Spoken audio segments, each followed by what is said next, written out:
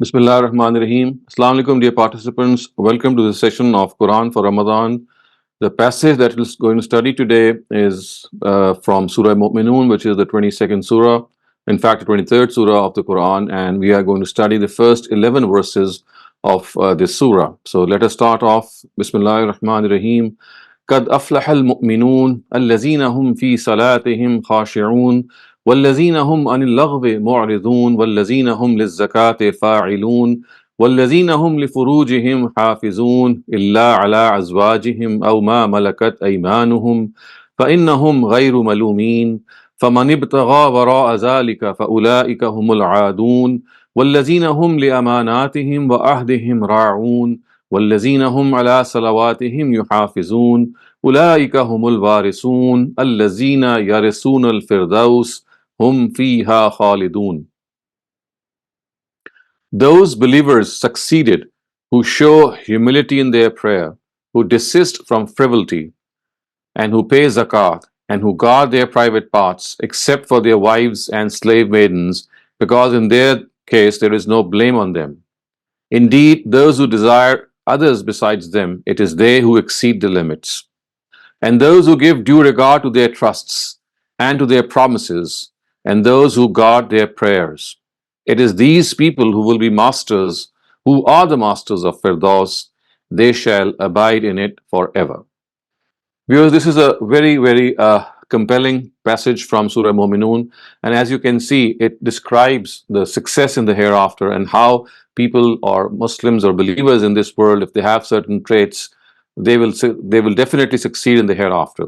One thing that you might have noted in the very first verse is that it is in the past tense, as if the believers who have these traits have already succeeded. So the words are "Qad aflahal mu'minun," believers have succeeded.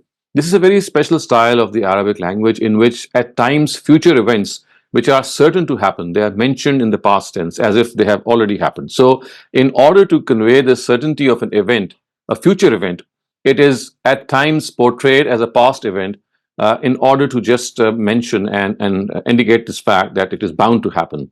And exactly it's the same case here, that those believers have succeeded. I mean, it is like saying they have already succeeded. And who are those?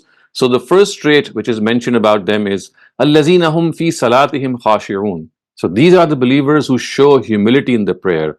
And this, of course, is a very compact and a very comprehensive attribute, which means that they are humble in their prayer, they regard God with full focus and attention. Their own prayer is such that it makes them realize that they are the ones who are thanking the Almighty for His blessings and at the same time acknowledging His greatness. So if you look at the postures of the prayer, you can see that they themselves portray this humility. When you kneel before someone, when you prostrate before someone, it cannot be for any other reason than to show regard and respect, and especially prostration in which you actually place the highest point of your body, which is your forehead, on the ground. It is like acknowledging someone's greatness, and this is precisely what we do. And this is exactly becoming of us as well. It's most befitting because we realize that we, as humble creatures, as creatures who are bound to make mistakes and faults, who have a lot of shortcomings, we need God's help to overcome these shortcomings. And at the same time, we need to thank God for all His blessings. So we place our forehead on the ground and we pray to Him and we acknowledge Him.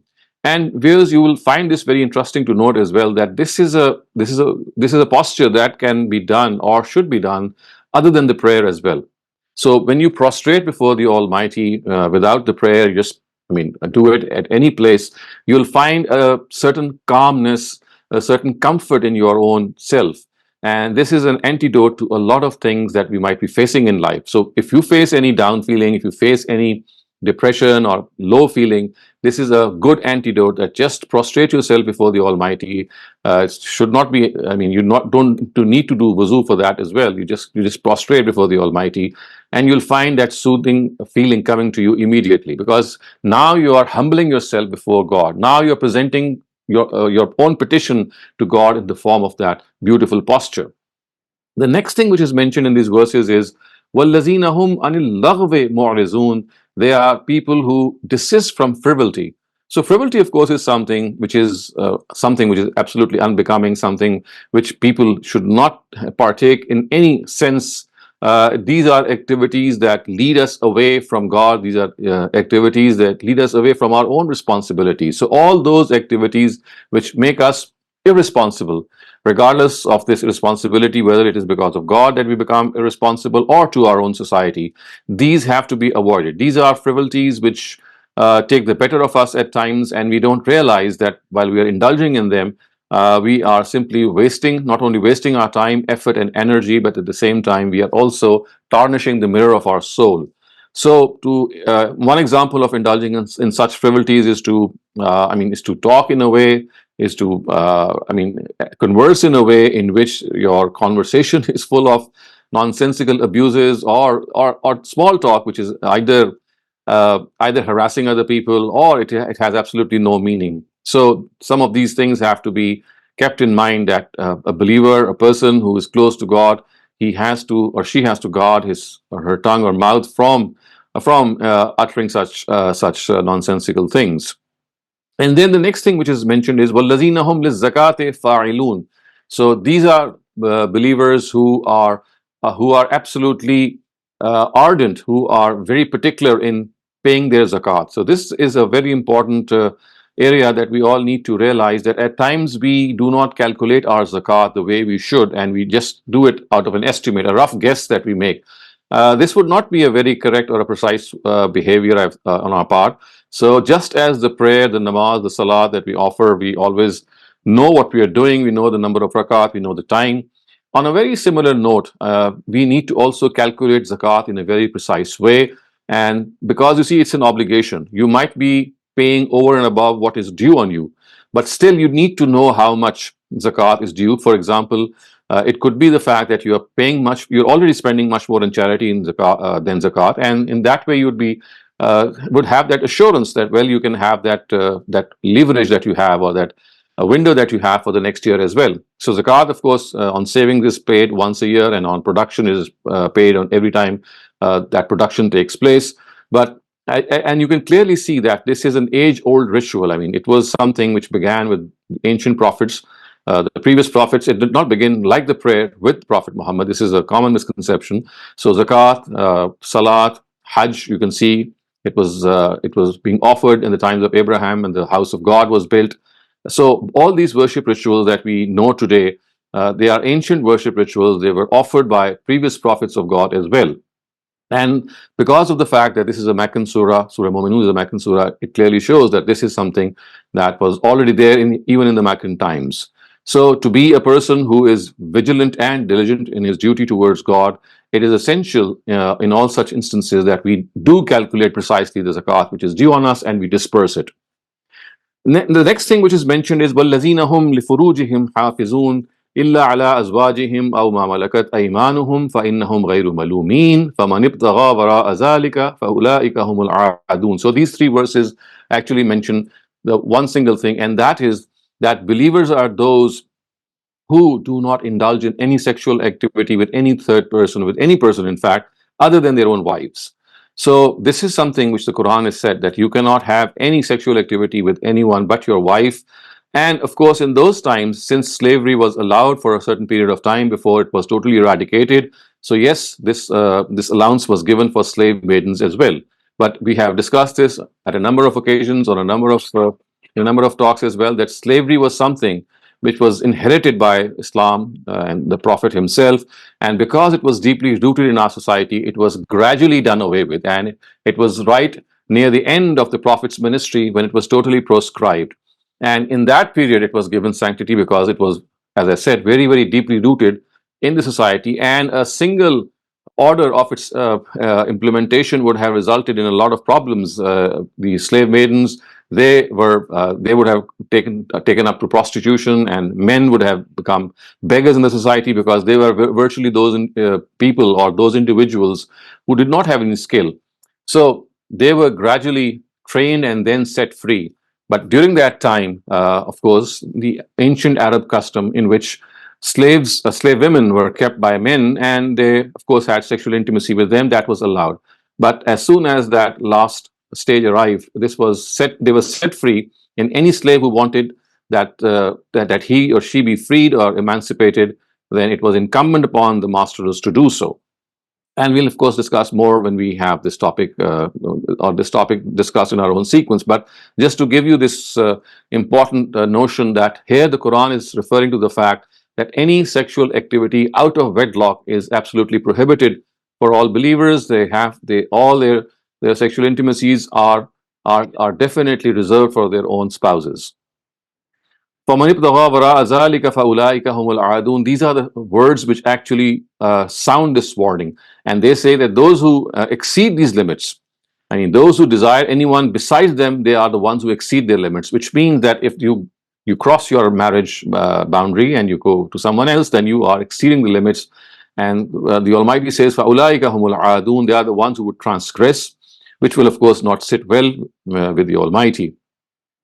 The next thing which is mentioned again is something very, very, it's like an eye opener for all of us. وَالَّذِينَ هُمْ لِأَمَانَاتِهِمْ وَأَهْدِهِمْ رَاعُونَ. And those who give due regard to their trusts and to their promises. So once again, this is a very strong reminder that when we give our word to someone and when someone entrusts something to us, we have to be absolutely honest. We must honor the word that we give. We might have some excuse, or we might have some legitimate excuse. In that case, we must communicate that excuse to the person in case we are not able to honor our commitment. But to honor a promise, to honor a commitment is something that is a given. It just cannot be otherwise. And if there is something that has come up, of course, you need to revise your commitment and convey it to the other person. Otherwise, you have to be a person who is honorable. An honorable person is one who always honors his commitment. And remember, our own covenant with the Almighty, the agreement that we have entered when we follow His religion is also an agreement. It's also like a promise. So we have promised the Almighty our obedience and to follow Him at all cost. And therefore, this is something that has to be understood, that this is a very broad word. It just does not include the promises that we give through our own words. All those promises which are understood to have been done, they also are implied. As I said, our promise, of course, with our own parents does not need any mention, but it is a given that we are going to treat them with kindness. Similarly, our promise with the Almighty is that we are going to follow and be obedient to Him. So, although it might not be properly given at one instance, but obviously, whenever we enter this world and we become mature enough, this is something of an understood undertaking. And to be a person who is always always honoring his word is something that we need to take special care of, because you see, this is one area in which we believers, we Muslims, are very weak, and we don't realize that we are very generous in making commitments without realizing that there are many commitments that we might not be able to fulfill. So it is better to say no than to be dishonorable in our commitments. The next thing which is mentioned here is وَالَّذِينَ هُمْ عَلَىٰ صَلَوَاتِهِمْ يُحَافِظُونَ. These are those who guard their prayers. Now, this is especially said here because you see, it's 5 times we have to pray, and the times of the prayer are also fixed. So guarding one's prayer has also a very wide meaning, but it starts off with the fact that you have to guard the time of the prayer as well. So once the time of the prayer begins, it should come naturally to us that it's a responsibility that now we owe to the Almighty, and instead of procrastinating and delaying the prayer, the best thing is to offer it as soon as one has the time and as soon as the time begins. And also included in this protection is the fact that you should offer, or we should offer, the prayer in a way that every part of the prayer is given its due time and its due regard. So, for example, when we are kneeling or prostrating or standing up, each posture should be done in a very gradual way, in a very smooth way, in a way that every posture has its proper time. And at the same time, whatever we utter in the prayer should be known to us. Otherwise, our thoughts are bound to wander, and the way they wander, we all know in the prayer that in the prayer we do all sorts of calculations and everything, and things that we don't even do when we're not praying, they start invading our thoughts. So one of the good things to know in this regard is that we concentrate on the meanings of the prayer. That is something which will keep our attention focused. So it is said, وَالَّذِينَ هُمْ عَلَىٰ صَلَوَاتِهِمْ يُحَافِظُونَ. These are the people who guard their prayers. And an important thing that we might also need to know here is that besides timing and besides knowing what the content, the second or the third important thing in this regard, which includes in this protection of the prayer, is to be punctual, and at the same time be vigilant. I mean, it should not be the case that we start offering the prayer and then after a few days maybe or a few months we give them up, or we fall short in them. So it's like a persistent thing. You have to be constantly in this loop. And the best thing that keeps you in that loop is that we acknowledge that this prayer is basically an expression of our gratefulness to the Almighty, our gratitude to the Almighty, the way He has shown His favor and mercy on us, the way He has looked after us, the way He has provided for us, the way He is still looking after us, is something which is a realization that should come to us naturally. And when we pray, we are actually thanking Him for that. So, with all these traits, the Quran has summed up and said, "Ulaika humul warisun allazina yarisun al-firdausa hum fiha khalidun." That these are the people who will be the masters, or who are the masters of Firdaus, which of course is the name of paradise, and they are the ones who are going to live there. And the good news here is that they shall abide there forever. They shall be there forever. It will be everlasting bliss, and this is something which is a big future that awaits us. And the only thing that we need to do is to follow what we have just seen in these first 14 or 11 verses of Surah Mu'minun. So with that, we come to an end to today's session, and we are now going to open up our forum for any questions. Thank you, Dr. Shehzad, for a detailed explanation. Before we start the Q&A session, I just want to announce that please raise your hands before asking the question so that I can know that you need to ask the question. And secondly, please keep your question concise and ask only one question. And we will have the follow-up question if you have any after the other guests have asked their questions, if you have time. Thank you. So first, I would like Minahil Ashraf to please ask her question. Assalamu alaikum. Walaikum assalam. Sir, my question is that as we are studying Surah Al-Mu'minun, and we started with the mention of prayers, and then we end it with protection of the prayers, or guarding the prayers. But in between, we see that there are a lot of other manners that are mentioned that should be followed as a protocol. So my question here is, there must be a specificity of why the prayer was mentioned firstly, and then it was said that the prayer should be guarded, especially. So you also mentioned that there is quite another meaning and in-depth meaning of that. I would like to know that meaning. Okay, so you see, it's a very, very pertinent question, and this is something which happens in the Quran at many instances, that if there is some important directive, and that directive is given in a certain way besides other directives, and if it has some special importance, then what the Quran does is it starts off with that directive and it ends on that directive, as if it is encircling the whole group of directives with a wall. So the importance that the prayer occupies in Islam is something which becomes evident from this. It started off with the prayer. Of course, one aspect of the prayer was mentioned, and that is that they are ones who are humble in the prayer. That is just one aspect. And then we had a bunch of other directives. And once these set of directives were to end, they did not end on another directive. They ended on the first directive. I mean, they started with the prayer and they are now ending with the prayer, and with a different connotation or a different sense. The starting off with the prayer was that they are humble in the prayer, and the ending point was that they guard their prayer. So basically, I mean, both have their own nuances. I mean, being humble in the prayer, I just explained. Guarding the prayer, of course, has a depth in meaning in which you are guarding the times, you are guarding your own punctuality, and you're guarding your own attention from going astray. So all these aspects they are incorporated in that word. But the important thing here is the mention of the word salat at the beginning and the end, which actually tells the importance of the ritual itself. So if you would like to have some more information, you'll might like to know this, that the importance which monotheism or tawheed has in our beliefs, it is the fundamental belief.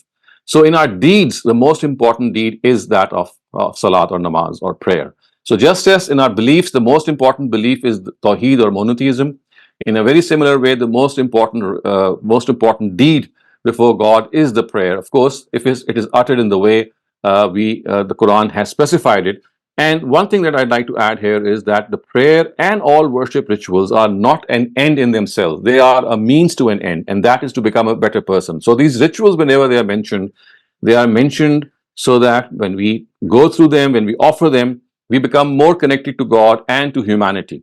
So basically, these worship rituals are meant as stepping stones, if I use this word. They are basically a means to achieve something greater.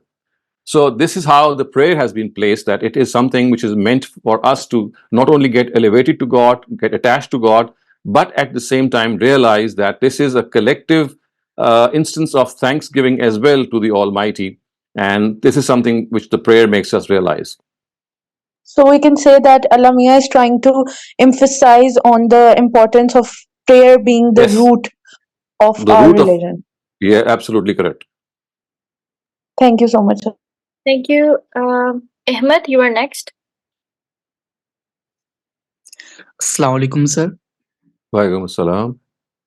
سر مجھے آپ سے یہ question پوچھنا تھا کہ کیا ہم ان companies یا پھر ان بڑے بڑے برانڈس کو بائیکاٹ کر سکتے ہیں جو وار کی سچویشن میں جو ہے وہ ظالموں کے ساتھ کھڑے ہوں، اور وہ ظلم کسی بھی وہ سپورٹ کسی بھی ٹائپ کی ہو سکتی ہے، فائنینشلی سپورٹ کرنا ہو سکتا ہے یا پھر ان کے ظلم کا دفاع کر کے سپورٹ کرنا ہو سکتا ہے.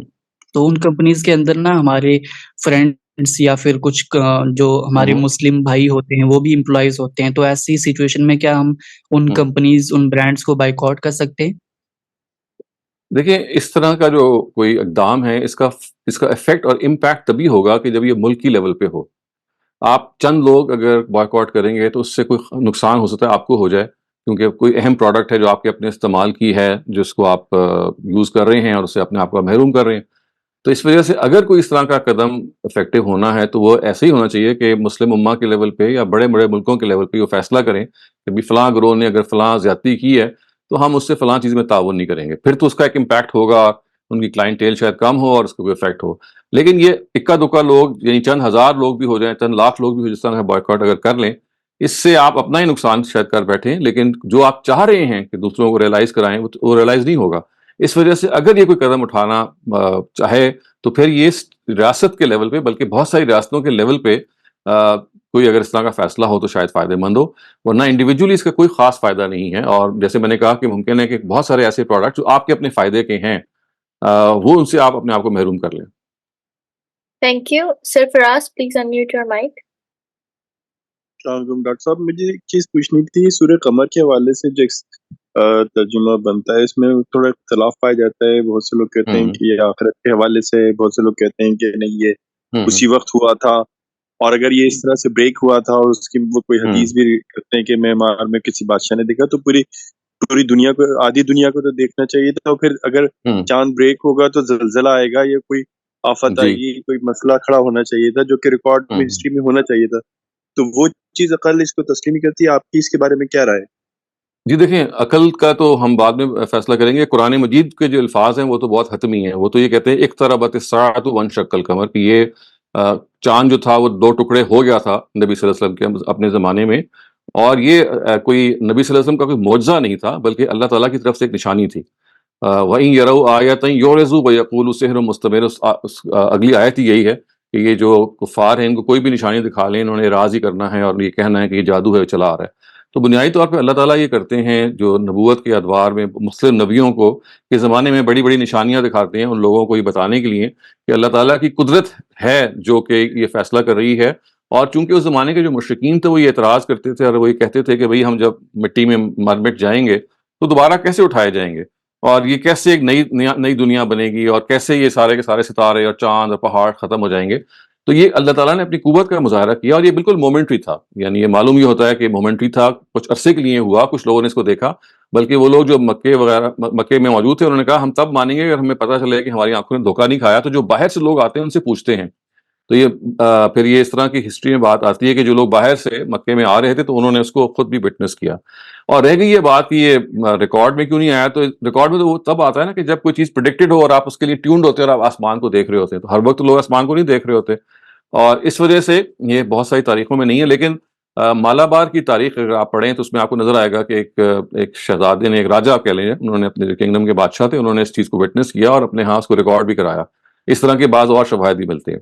लेकिन इन नटशेल हम ये कह सकते हैं कि बुनियादी तौर पे कुरान मजीद से ये बिल्कुल वाज़ेह है कि ये एक अल्लाह ताला ने एक निशानी के तौर पे कि उनकी कुदरत जो है वो इंसानों को इस जगह पे ले जा सकती है कि दुनिया तबाह करे और फिर एक नई दुनिया बनाए, क्योंकि ज़ाहिर ये आम वाक़या तो नहीं है।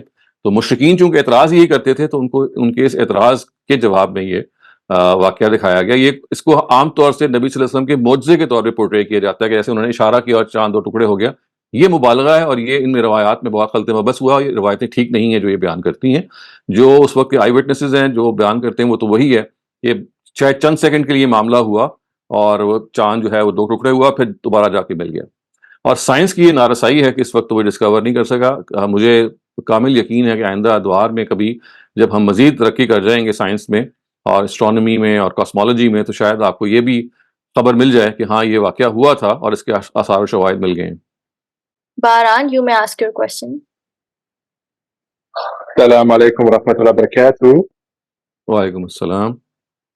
Sir, my question is on the concept of zakat. I heard there was a hadith from the Prophet sallallahu alaihi wasallam that he said that paying zakat once is better than giving sadaqah for the entire year, that the reward would be much greater. But what if you are not zakat legible and you do give a lot of sadaqah, but you are not eligible to give zakat? Are you still allowed to give zakat with the intention of giving zakat for the reward? I mean, this is a narrative which is situational. Always remember that or the narratives of the Prophet, they are not, I mean, they are mostly not for an absolute situation. They don't give an absolute verdict on a particular issue. They are more situational. I mean, the Prophet would be answering a particular person in his own background with some other details, and many a time the narrators they either mix up these details or they don't even mention them. So what we can clearly see from the Quran is that as far as a person is concerned, unless he is eligible to pay zakat, of course, he would not be paying zakat. He would be receiving zakat, and which is quite a normal thing because the Almighty has made people such that there are some people who are rich, there are other people who are poor, and this balance between rich and the poor it continues. So the way the Almighty would like people to go about this is that the rich people are required to give a share of their money to the poor people. So this is a general scheme of the Almighty. So in this general scheme, there are bound to be some people who are receiving it, and there are bound to be some people who are giving it.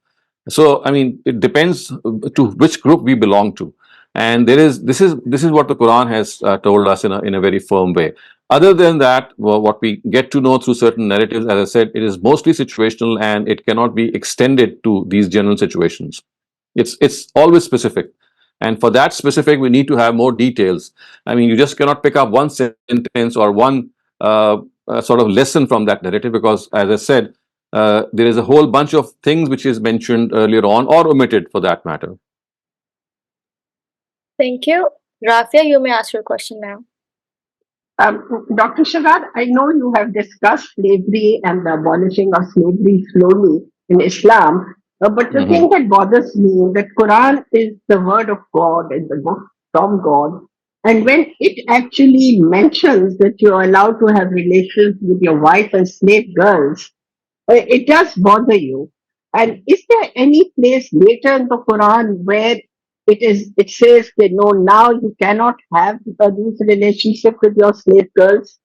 Because it's difficult to explain why the Quran would allow this and mention it.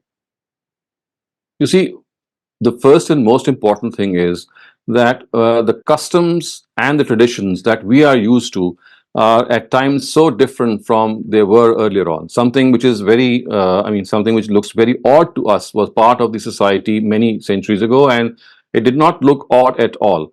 So the difficulty that you're having is that, in today's society, this is something of an anathema, it's something of a sin, and of course it is. So you need to understand that in the times of the Prophet, there were scores and scores of slaves that were kept in every house. And the Quran made a very frantic first step. It took a very frantic first step by saying that no new slaves would be made. So the first thing that it did was that it stopped all new slaves from becoming slaves. Because the way that these slaves would be made would be that they would be captured, free people would be captured as prisoners of war, and they would be enslaved. So the first step which our religion took was that it said that whenever you capture someone, you have to set that prisoner free, either with ransom or without ransom.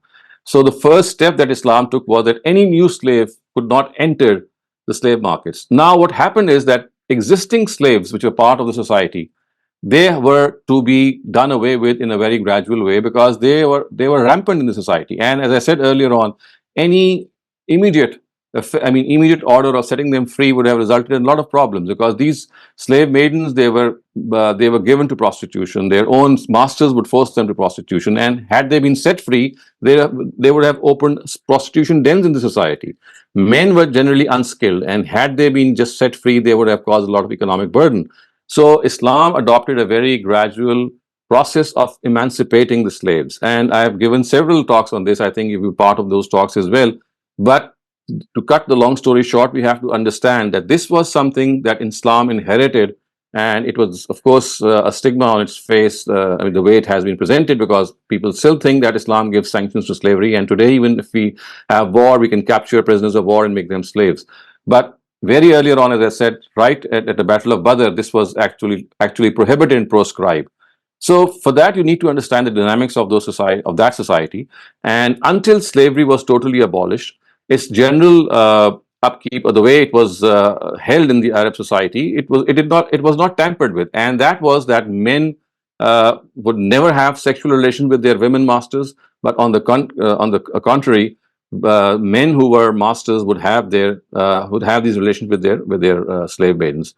Prophet Muhammad had a slave lady by the name of Maria. She was gifted to him by the king of Egypt, and she was kept with him. Ibrahim, their son, was born from him, and the Prophet actually elevated her in the sense that he treated her as a wife. She was not a wife. He did not marry her, but virtually she lived as a wife or in the status of a wife. And with that, the Prophet wanted to demonstrate that as long as these women are not set free, they have to be treated almost with the same status as a wife. So this is a very, very comprehensive topic which we have covered elsewhere. I think I've tried to cover it in a very brief way in this small session, but as I said, that you can look up some of the details that I've already given elsewhere. Is that the reason Quran has mentioned it, because of the background? Yes, of course. These verses have mentioned it because at that time this was something which was allowed and it was given sanction, and precisely this is also the reason why it became a misconception with many scholars. And they still think that even today, if there is a war between Pakistan and any other country, or any Muslim country with any other country, then slave women can still be captured. Women can still be captured and made slaves. And it is precisely because of not understanding that this was a verse that was giving a temporary directive within the time of the Prophet. Rabia Jamil, please ask your question. Assalamu alaikum. So I wanna ask a question about yesterday's lesson, the verses of Surah Furqan.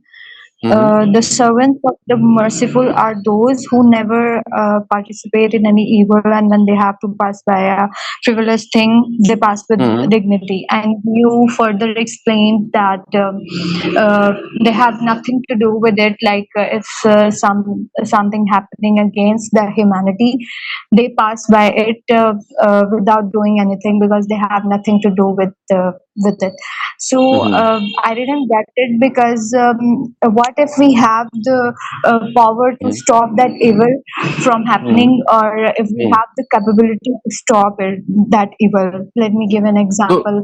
For example, if we see some fighting two people, and I pass by them, so I have the power to stop them from fighting, and I don't. Correct. I pass by it. So shouldn't it would be my responsibilities to stop them? So please explain it. So you see, the word lagh is used there. It does not relate to these instances like fighting or maybe things that you can solve on your own, or you're able to play your own part. That's not what was meant there. Frivolity is something which is lagh. Lagh means some useless activity, something which is absolutely useless. So fight is not a useless activity. It's something which is going on, and if you're able to stop it, you should play your role. So you see, it's not correctly put when you say that anything which is against humanity. That is not what love is. The correct meaning of love is anything which is absolutely useless. I mean, anything which is just wasting your time or effort or money in any way. That is what is love. But the example that you have given is something different. And if you can, of course, you should play your role. So because that does not come in the word love. Love is something, as I said, is something absolutely useless. Okay, so I was confused because of the word evil and Yeah. something happening So that is against something. humanity. That is That's why wallazina I la asked. yashhaduna zur. That is the first part of the verse. The second part is wallazina la yashhaduna zura wa iza marru bil laghwi marru kirama. That is the second part, which says that whenever they pass by a frivolity, they just ignore it. So the word evil is actually part of the previous. I mean, it's part of the previous expression. Thank you, Dr. Shehzad. We will be concluding our session over here because we have reached our time limit. Thank you so much for this session. And those who didn't get a chance to ask their questions, please save your questions for tomorrow's session. And we will give preference to those who have not been given a chance to ask questions today. Thank you, and Allah Hafiz. Allah Hafiz.